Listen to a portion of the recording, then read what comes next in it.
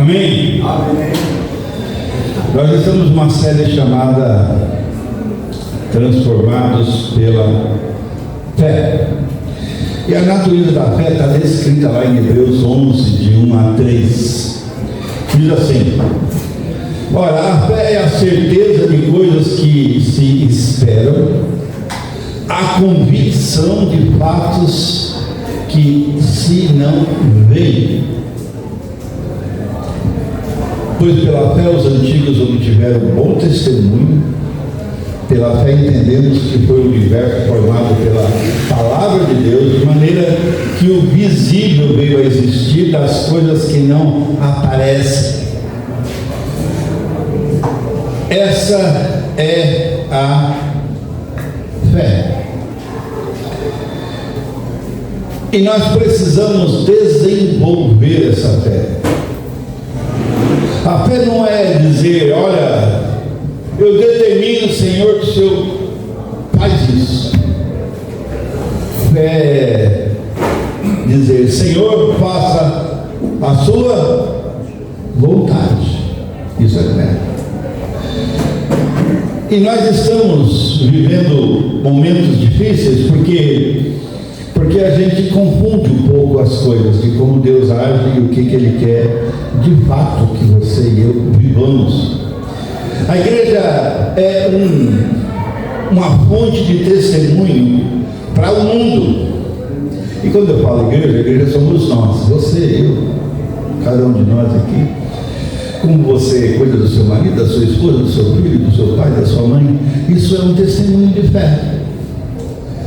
De como Deus tem transformado a sua vida. E se nós olharmos o que está acontecendo ao redor, a gente vai ficar de alguma maneira incapaz de fazer aquilo que é a vontade de Deus. O nosso texto é 2 Coríntios capítulo 5, verso 17. É um texto bem conhecido e diz assim: se alguém está em Cristo, nova criatura é. As coisas antigas já passaram, eis que se fizeram novas. Quando é que começa essa relação com Deus?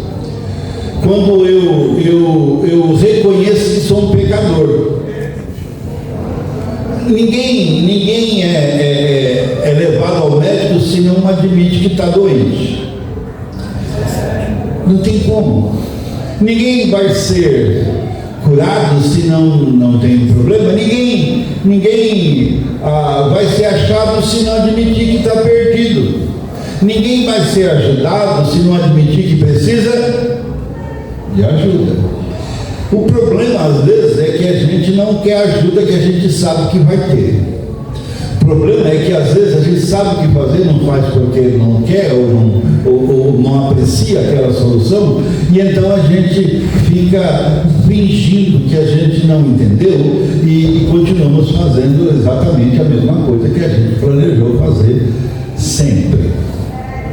Então eu não admito que eu estou errado.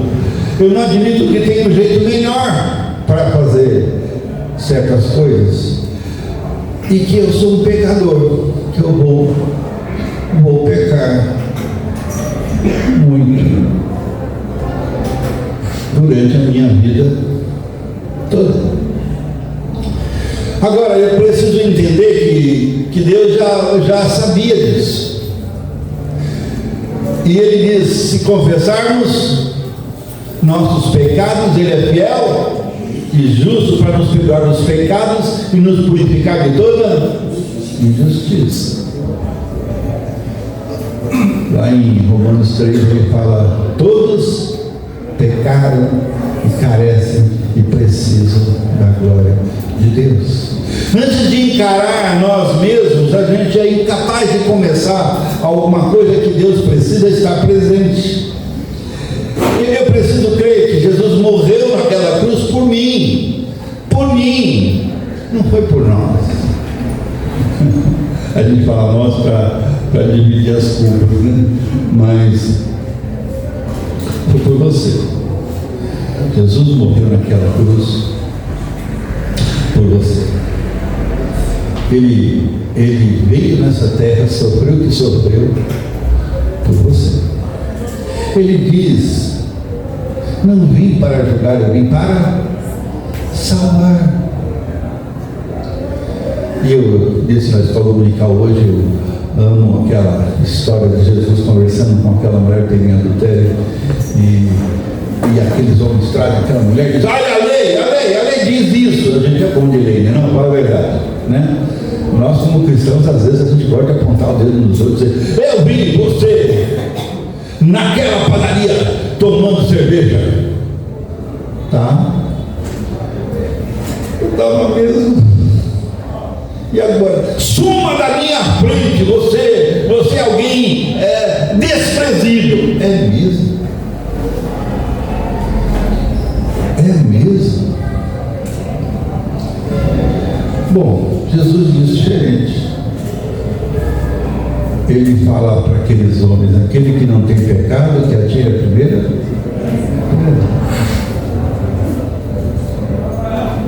E aqueles homens acabam entendendo que eles também eram pecadores. Mas será que o pecado deles era tão grande quanto o da mulher? Ou será que eles entenderam que pecado é pecado? Não tem pecadinho nem pecadão. Irmão, não é que a gente vai passar os olhos e passar a mão na cabeça das pessoas que estão em pecado, não é isso. Mas eu não vou matá-las da minha vida, porque elas são desprezíveis, porque são pecadoras. Na verdade, elas precisam de ajuda. Jesus termina aquela conversa dizendo para aquela mulher: vai e não peques mais. Mudanças são difíceis, mas eu preciso crer, eu tenho necessidade de crer no sacrifício de Jesus Cristo, porque Ele é aquele que morreu pelos meus pecados, para me salvar, para me perdoar. Irmão, eu começo meu dia, todos os dias, eu digo: Deus, perdoa os meus pecados. E eu paro por alguns momentos para ver se eu lembro de alguma coisa pontual que eu devo dizer. E se eu lembro, eu digo. E falo para Deus: Deus, me limpa, para que meu dia e a minha vida possa ser usado pelo Senhor. E eu não quero continuar fazendo as coisas que eu faço erradas, mas eu sei que eu sou um pecador e vou pecar. Mas eu preciso lembrar quem sou eu de fato. Eu sou salvo, amém? Sou um santo, aleluia! E a gente fala para algumas pessoas que é santo, eu falo: que santo você? Mas não é santo, é separado. Você foi separado para o Senhor. E quando você olha uma pessoa na rua ou na sua vida e ela tem um monte de problemas, não olhe ela com desdém. Olhe ela com os olhares de Deus, de misericórdia, de perdão. E seja capaz de dizer, se for necessário, a cura, amém? A cura para o pecado. E os caminhos que Deus vai mostrar para nós são muito melhores. Por quê? Porque a minha tendência é receber o perdão através de Cristo, na maioria das vezes, mas eu preciso trabalhar o perdão também na minha vida. Né? Há pessoas que falam: puxa, mas eu fiz tanta coisa errada na minha vida, eu não mereço perdão. Irmão, qual pecado que Deus não pode perdoar? Um único pecado é o de não se entregar a Cristo. No dia do julgamento, aquele que está em Cristo será perdoado e conduzido aos céus para a glória de Deus e em glória. E aquele que não conheceu Jesus, que não se entregou, que a fé não foi transformado pela fé, ele vai para o inferno e não tem jeito. quando ele viu que era o irmão da igreja, ele ficou sem saber o que falar. E o irmão falou então: e agora? Vendeu a salvação por um copinho de iogurte. Eu acho que a gente não perde a salvação. Mas por que você fez isso? Eu estou falando um copinho de iogurte, que foi a situação que eu soube, mas pode ser qualquer coisa. O que é que pode roubar de você a integridade para Deus? E o que é que impede você de mudar e voltar atrás? E aquele homem, naquele dia, ele foi lá no caixa, pagou o iogurte, pediu perdão para o rapaz. E eu não sei mais como foi. Eu preciso começar a mudar pela palavra de Deus. O que é que Deus fala para você e para mim? Lembra? Preciso orar para continuar? Orando. Eu preciso continuar orando para aprender? Orar. Eu preciso ler a palavra para continuar lendo. Eu preciso continuar lendo para poder ler. Eu preciso vir à igreja para continuar vindo. Eu preciso continuar vindo para poder vir. Irmão, quem é que precisa da igreja? Eu. Você precisa. Não é Deus que precisa de você aqui. É você que precisa dele dentro de uma comunidade onde você vai ser cuidado, amparado.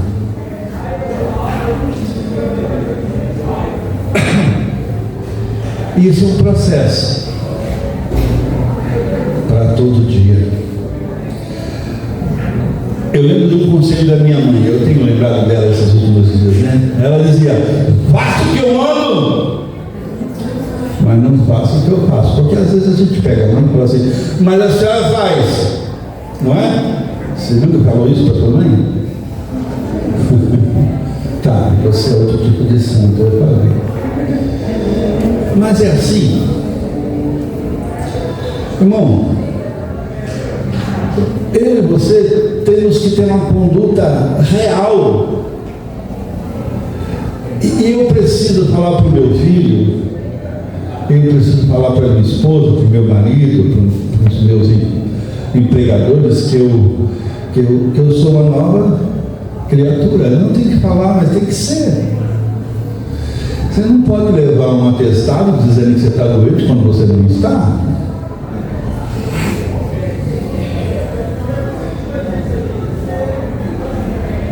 Em primeiro lugar, eu preciso mudar, me transformar de cobrador para encorajador.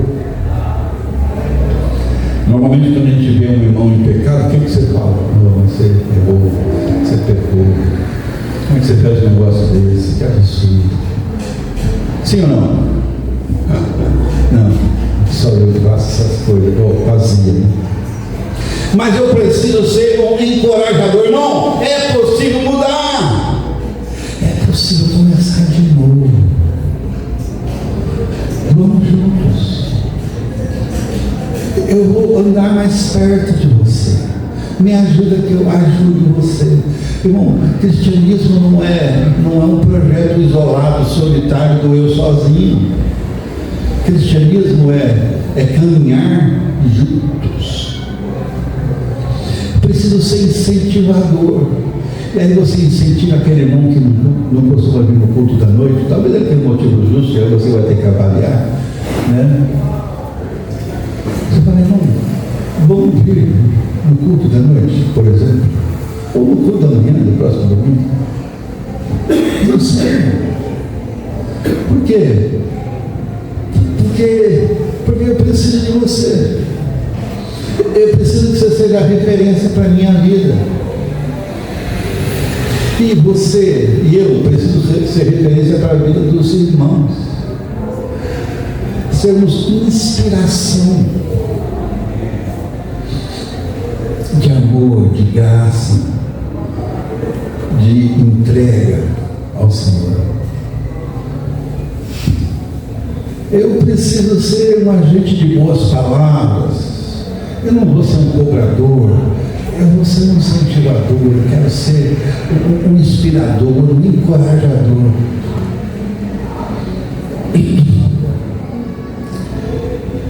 Esse versículo, então, ele traz para nós que através de Cristo somos feitos uma nova criatura. As coisas velhas, antigas, incluindo a nossa natureza pecaminosa, são deixadas para trás. Amém, irmão?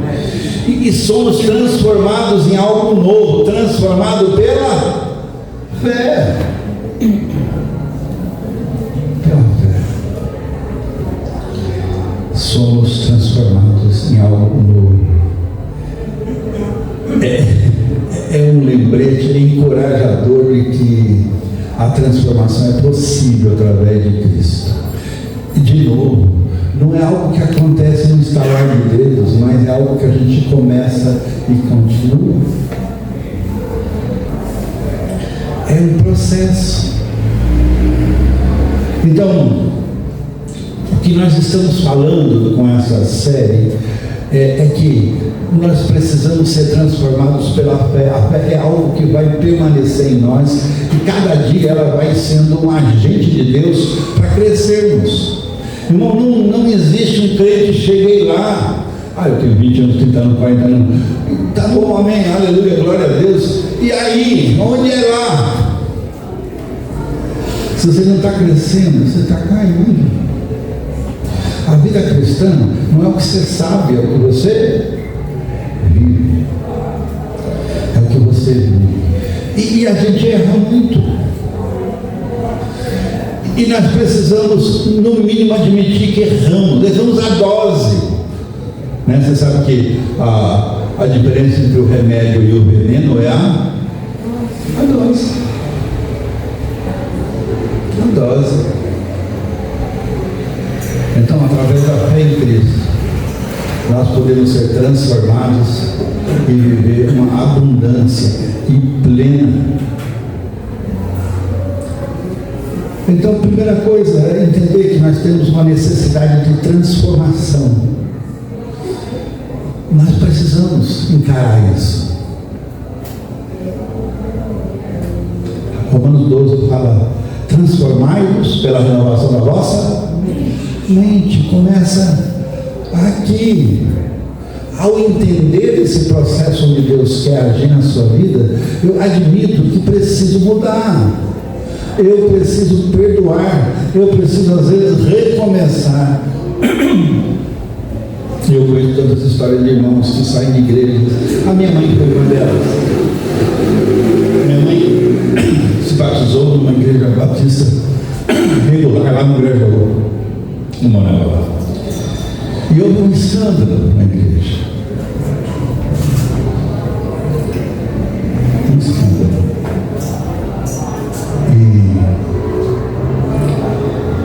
E ela, eu não sei, mas acho que ela nem levou muito em consideração, porque ela era uma mulher muito simples. Mas o povo, obrigado, irmão, mesmo sem pedir, né? Obrigado.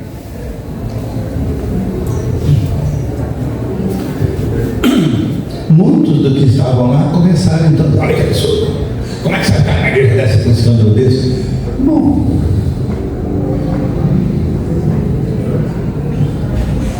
se um escândalo é pecado, se você se escandalizou a ponto de ter que fugir, você nem entendeu o que é que Deus está fazendo. Ele quer te usar para que aquela situação seja resolvida, amém? Ela acabou indo para uma seita religiosa. Essa seita religiosa dá revista para você vender. Mas abraçam. Acorde. Isso levou ela embora. Mas sabe que nunca ela pregou esse evangelho para nós. Ela vivia o verdadeiro evangelho. A nossa inclinação natural é pecado. Você quer ver? Inclinação natural? Vai no berçário da igreja, no infantil. E você vai ver uma criança com 5 brinquedos na mão. E o outro pega um brinquedo que não está na mão. Ela olha e fala assim: não tem nenhum desses. É meu!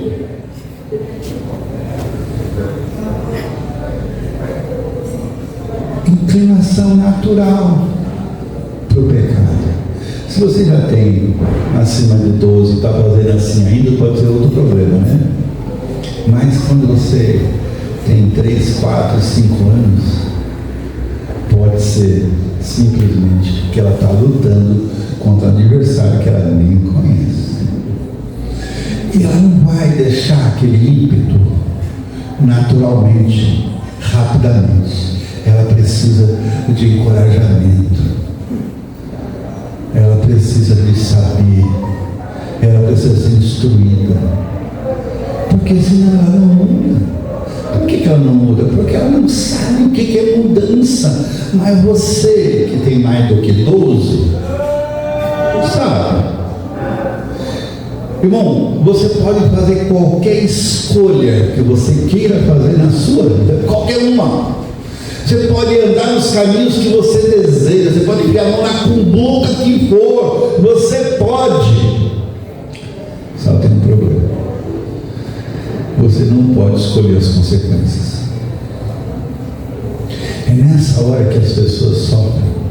Porque as consequências, elas não avisam. A Bíblia fala lá colheita. Sabe, você já plantou um grão de milho? Nunca. Você planta um grão de milho, nasce um pé de milho. Uma única espiga tem mais de 100 grãos.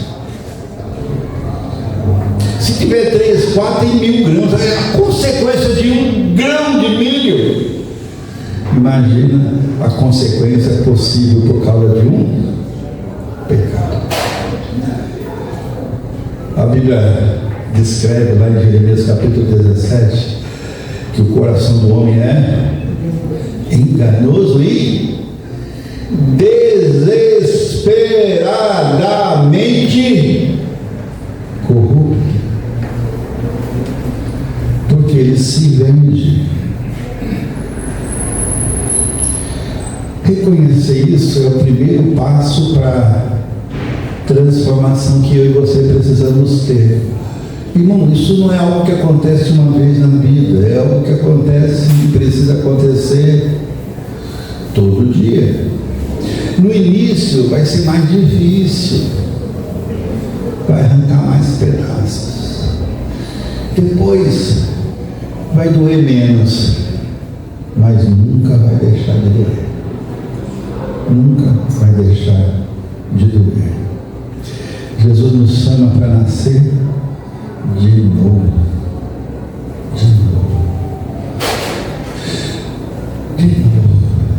sem a transformação, a gente continua vivendo uma vida distante de Deus, em desobediência e separados, ou mesmo dentro da igreja. Infelizmente eu já vi pessoas assim, anos a fio. O primeiro problema que deu, ela se perdeu. Na verdade, ela nunca se achou. Mas essa resposta eu não posso dar para você. É só você que pode dar. Essa é a parte que Deus esticou a mão para você e você tem que esticar de volta. Porque se você não faz isso, você está rejeitando a ajuda de Deus. E a ajuda de Deus pode ser um irmão, uma irmã, dependendo da situação, para ajudar você a achar o seu caminho de voltar para casa. Então, quando a gente reconhece a necessidade de transformação, a gente abre o caminho para Deus agir. Deus vai agir na sua vida. Deus vai começar a te dar os passos dos próximos dias. Irmão, só existe o hoje. O amanhã ainda não existe. E ontem? Passou. você tem hoje para começar a sua mudança e orar para que Deus te ajude amanhã.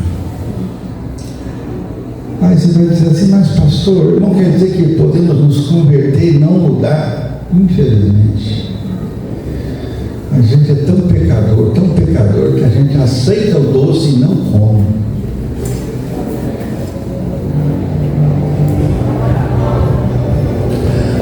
Aí Luísa tem festinhas na escola dela e algumas mães fazem aqueles saquinhos de docinho.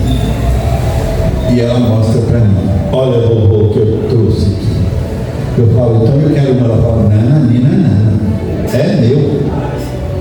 Quantos docinhos ela comeu? Nenhum. Eu vou acabar comendo aquele saquinho todo. É isso que faz, a gente acaba esquecendo que Deus quer continuar a obra na sua vida. Eu lembro de Tomé. Se eu não colocar o dedo na sua ferida, eu não vou acreditar. E então quando Jesus chega, Tomé vai dar um abraço nele e ele fala, espera, vem cá, põe a mão.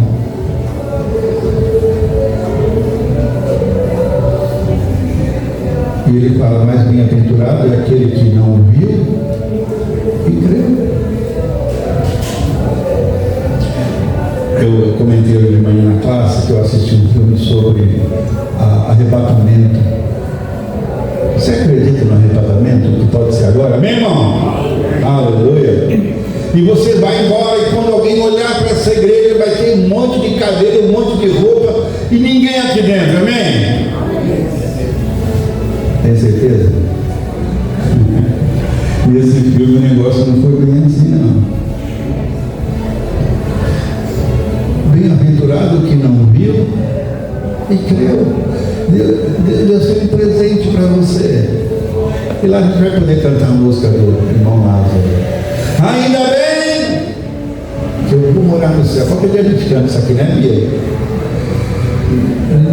Não no culto, né? Para não escandalizar os irmãos. Ainda bem que eu vou morar no céu. Por que não muda? Por não obedecer, por não aceitar o sacrifício que vem junto com a fé. A fé exige sacrifícios. Se você casou, você sabe que a vida de casado é uma bênção, amém, irmão? Mas tem espinho. Tem. Mas isso, o espinho só embeleza a rosa, amém, irmão?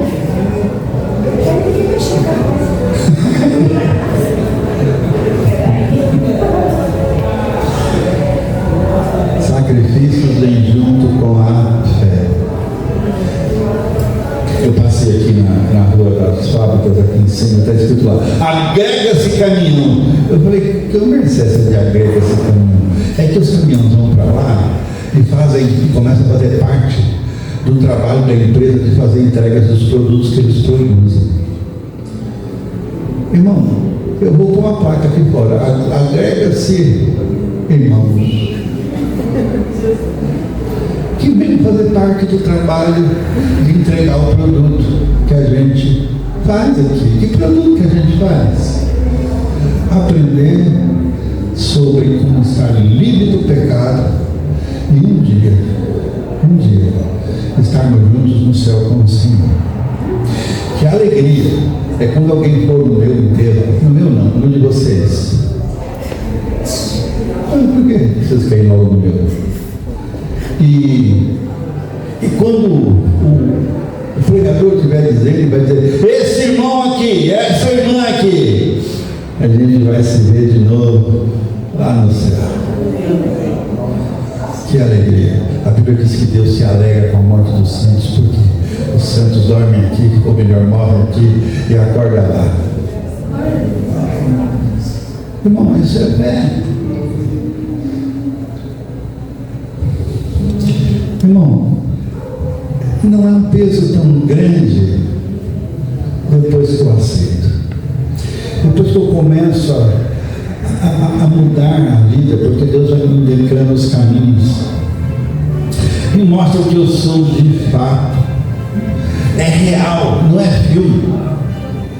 É uma transformação todo dia, é consolidação da fé. Uma fé consolidada que tira todo o medo que você e eu temos de estar no lugar errado.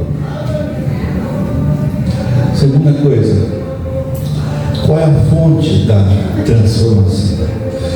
O que é bom saber é que a transformação não vem de nós mesmos, né? Efésios 2:8-9 diz: pela graça, mediante, isso não vem, é dom de Deus, não de, para que ninguém se ache. Isso é fantástico. E o verso 10, ele vai falar sobre o caminho. O que ele fala sobre o caminho?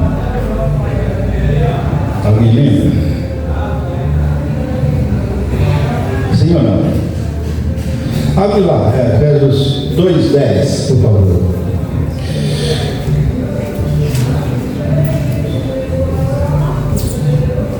Porque fomos feitos por Deus, criados em Cristo Jesus para... Eu já disse, repito, irmão, se você não serve, você não consegue ser feliz. O cristão que não serve não pode ser feliz. Paulo explica isso de várias maneiras, de maneira que eu mais gosto. Ele fala: aprendi a viver em toda. Paulo era feliz porque ele aprendeu a viver contente, irmão. Ele servia, ele não tinha medo de serviço. E você está servindo? Precisa. Quando a gente põe a nossa fé em Cristo, somos reconciliados com Deus, recebemos o Espírito Santo para nos ajudar e nos guiar nessa transformação. E a gente vai olhar para a obra de Cristo na cruz e descobrir coisas que você talvez não prestou atenção, porque você vai confiar que Ele pagou o preço pelos nossos pecados, e isso fez uma mudança na sua vida, que agora te dá segurança e certeza para continuar a vida, porque a sociedade, ela vai mudando, e mudança para a sociedade é mergulhando no pecado, na maioria das vezes. Mais fundo, mais fundo, mais fundo. E se você fica esperando as mudanças da sociedade para achar rumo para a sua vida, você já vai mergulhar no mais fundo. Mas em Cristo você encontra a verdade que vai permitir que a sua vida seja bênção o tempo todo. Tempo todo. Romanos 5:8 nos lembra de uma coisa que é fantástica.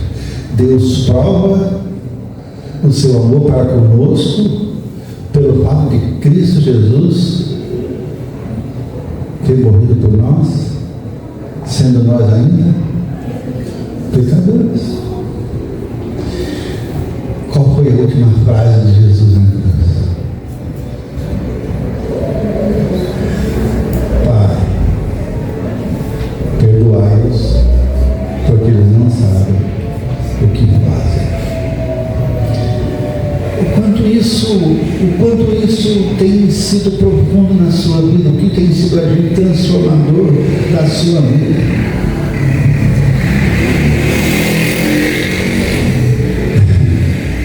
E eu já disse isso várias vezes, né? No capítulo 5 de Gálatas, lá nos versos 22, ele vai falar dos frutos do Espírito. Que frutos são esses? Resultado de uma vida que busca Deus constantemente e vai se aperfeiçoando, sacrificando-se. Às vezes o maior sacrifício que você faz é sair de casa à noite para vir para o culto. Por quê? Porque você está cansado, trabalha de segunda a sexta, talvez sábado, domingo de manhã e à noite. está cansado, você quer se espreguiçar naquele sofazão que você tem em casa, aquela TV de 65 polegadas. Você tem uma dessas? Eu fui na casa do irmão que tem. Eu fiquei olhando aquela TV e falei assim, um dia eu vou ter uma dessas. Vou nada, eu nem gosto de televisão. Mas, irmãos, o que eu quero dizer é que se você não entender que há sacrifício para andar com Deus, você desiste. Ou você vai na manha do gato. Sabe como é que o gato faz na manha? Ele vai, enrola no seu pé, faz aquele gatismo, né? E fica.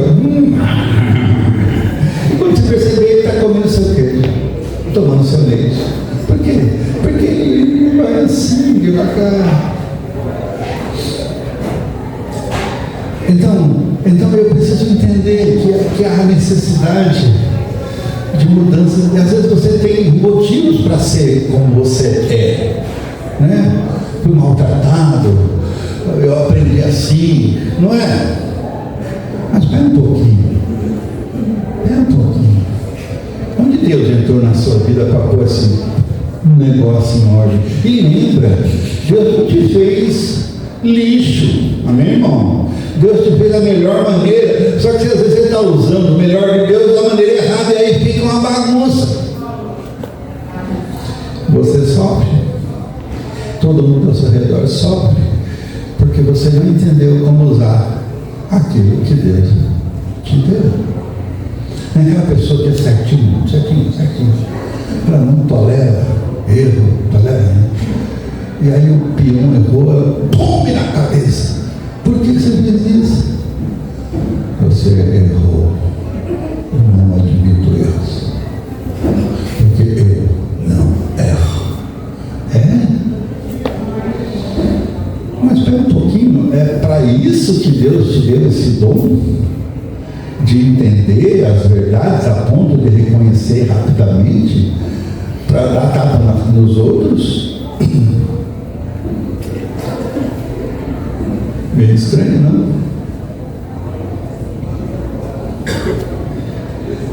Fruto do Espírito. E o primeiro fruto que você vai encontrar aí, no capítulo 5, no verso 22, é amor. Amor, você tem que aprender a amar. Como é que eu aprendo a amar? Descobrindo como eu quero ser amado, não é? Quando eu erro, bater em mim, eu já estou com quase 70, não vai adiantar muito. Eu acho que eu prefiro que alguém converse comigo e me explique onde eu errei, me ouça. Talvez eu tenha algumas explicações para dizer onde eu errei. E a gente possa recomeçar juntos do jeito certo. Resultados de uma vida transformada. Irmão, Deus não te fez errado, sabe? Você tem que entender isso. Não, mas o fulano de tal é lerdo. Lerdo? Pois é, tudo demora com ele, tudo demora. Não, Deus não errou, não. Você vai ter que achar uma maneira de ajudar ele a ser talvez um pouco mais rápido em alguns momentos e esperar isso acontecer. De verdade. O último dom, que a gente não vai olhar todos agora, mas ele fala sobre domínio próprio. Você consegue se dominar para não ter um acesso e jogar a água do bebê fora junto com o bebê? Não. Porque às vezes a pessoa faz isso, né? A água suja vai, mas o bebê que está dentro vai junto. Terceira e última situação, que é o processo da transformação. Ela não acontece da noite para o dia, é um processo contínuo de uma vida. E a gente volta para o nosso Romanos 12, né? Não vos conformeis com este século, com este mundo, mas transformai-vos pela renovação da vossa mente, para que experimenteis a boa, agradável e perfeita vontade de Deus. Então precisamos buscar a Deus de forma diligente e constante. Isso inclui a oração. Está orando? Não é aquela oração da hora do almoço, não faça mal, faça bem, em nome de Jesus, amém. Essa é boa, mas essa só não vai ajudar. É hora que você para orar até por aqueles que você não conhece, para alguém que te tratou mal, está tratando, por alguma situação que ainda está te assustando. Está um fantasma que de vez em quando volta. É onde você para a sua vida e olha para Deus e fala: Deus, abençoa esse povo aqui no Jardim das Oliveiras, que eles reconheçam o Senhor como seu Salvador e que se livrem, que sejam libertos do julgamento eterno e sejam salvos. Isso é transformador, irmão. Um estudo diligente da Bíblia. Quando você ouve uma mensagem como essa, como você ouviu de manhã, ou todas as outras, anota os versículos, marca, volta para eles, né? E tenta fazer. Eu disse hoje na classe escola dominical, o Bruno estava pregando, eu já estava fazendo a mensagem, em cima da mensagem dele. Eu colocaria outro versículo ali, ele falou tal versículo, acho que eu faço isso o tempo todo.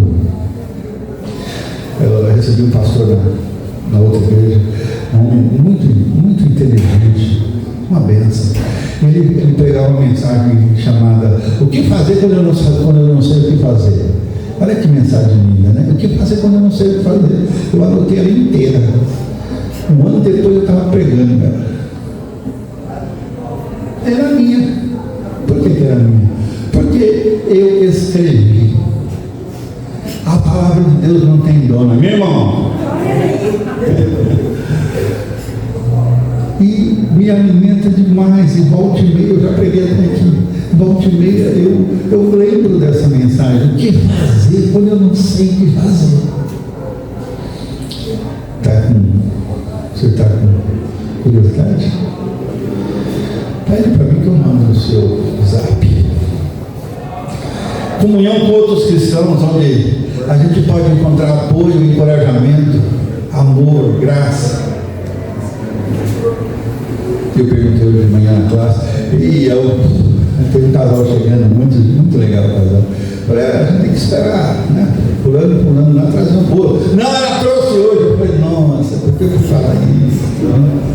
Eu dou umas montadas de vez em quando. E aí, já trouxe um bolinho, uma coisinha para nós? Já, me. Toda vez que eu falo com ela, eu gostei daquele bolo. Mas, irmãos, esse prazer de servir é algo que marca a sua vida. Marca a sua vida. Quando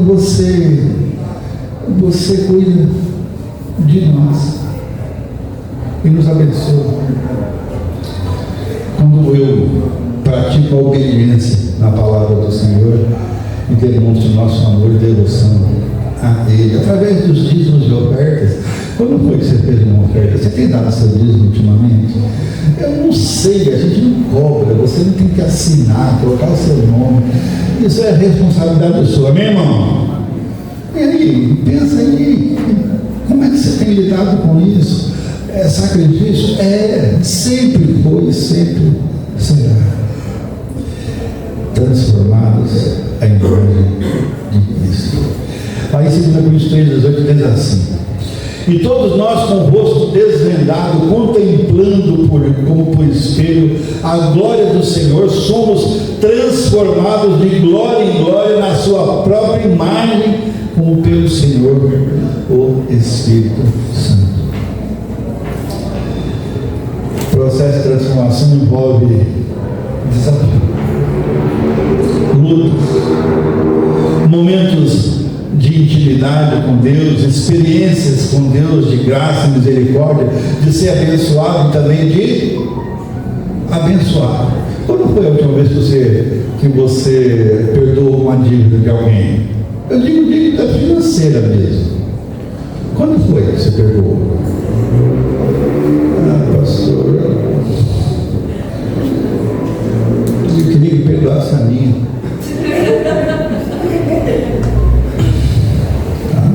Olha por isso. E vai fazendo de tudo para ter condições de pagar. É a sua responsabilidade. Percebe, irmão? Eu entendo isso. Deus sabe o tempo todo dessas nossas lutas. A pergunta é quem vai adiante e quem fica. Quem vai morrer no deserto? Quem vai para a terra prometida?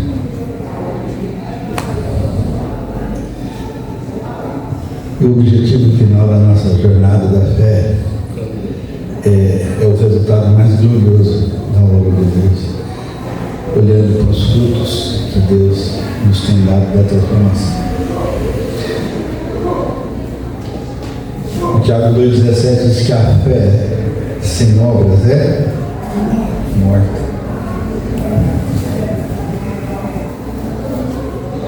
Uma vez que Deus vai trabalhando na nossa transformação, a gente vai começar a amar a Deus e ao próximo de uma maneira mais profunda e sincera.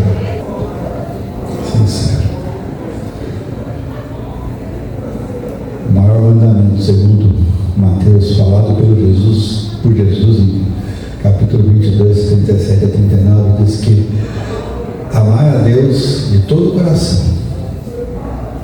Está aqui?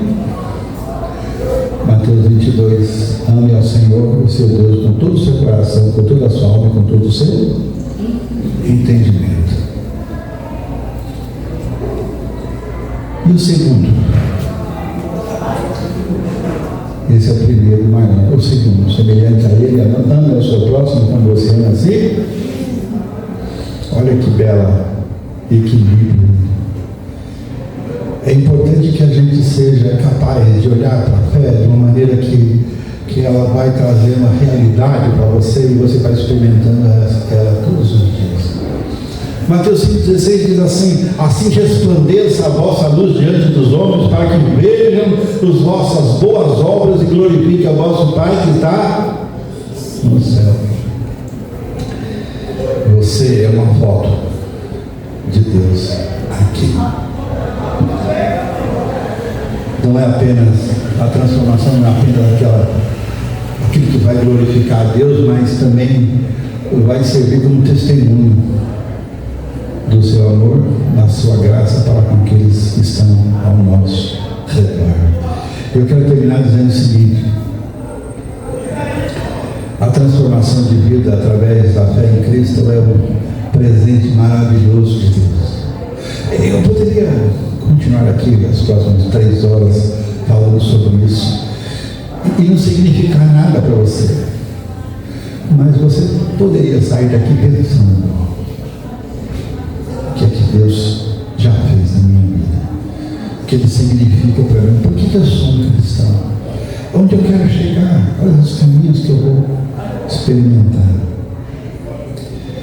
A gente não precisa viver preso ao pecado, mas a gente precisa se transformar todo o dia. E minha oração, eu oro por vocês todo dia, é que Ele nos transforme a imagem do seu Filho Jesus Cristo. Esse é o meu desejo. Deus, eu quero pedir ao Senhor por esse povo que está aqui, querendo fazer a tua vontade, lutando consigo própria, entendimento, a força, as capacidades. Eu peço ao Senhor que o Senhor nos ajude nessa transformação. E que o Senhor nos use um na vida do outro para que isso seja real e seja uma vitória de todos na sua presença. Eu quero pedir ao Senhor que cada um de nós aqui hoje, aqueles que estão aqui, aqueles que estão pela internet, aqueles que irão assistir, ver um pedacinho dessa mensagem, que eles também possam experimentar a tua graça, porque nós trouxemos para nós essa explicação de ser igreja da Igreja Batista Monte das Oliveiras, é lugar da graça de Deus. A gente trouxe para nós essa significação, essa significância de que a graça de Deus, ela vai estar presente em nós e ela vai ser transportada, transferida para todo aquele que entrar por essa nossa porta, por todos aqueles que entrarem na nossa vida e por aqueles que já estão na nossa vida. Então nos ajuda, Deus, nesse momento de transformar segundo a tua vontade. Abençoa, usa-nos. Te agradecemos em nome de Jesus. Amém e amém. Deus abençoe você que está na internet conosco. Espero você semana que vem, domingo, às 9 horas. Deus te abençoe e até lá.